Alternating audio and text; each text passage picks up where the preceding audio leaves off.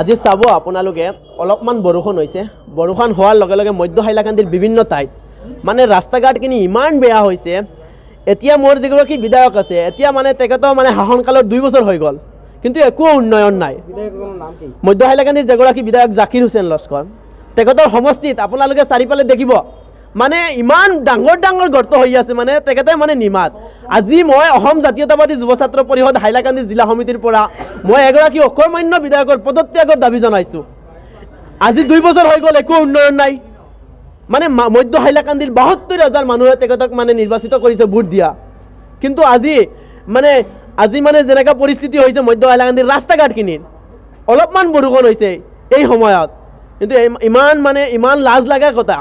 কিন্তু তেখেতৰ সাম্ৰাজ্যত কি হৈছে তেখেতৰ শাসনকালত কি হৈছে তেখেতৰ যেটো সাম্ৰাজ্য আছে এটো আৰু ডাঙৰ হৈছে তেখেতৰ যেটো মানে বনাঞ্চল ধ্বংস হৈছে আৰু একো নাই মধ্য হাইলাকান্দিৰ মানুহে কিন্তু তেখেতক বনাঞ্চল ধ্বংস কৰিব তেখেতৰ যেটো মানে সাম্ৰাজ্য আছে এটো ডাঙৰ কৰিবৰ কাৰণে নিৰ্বাচিত কৰে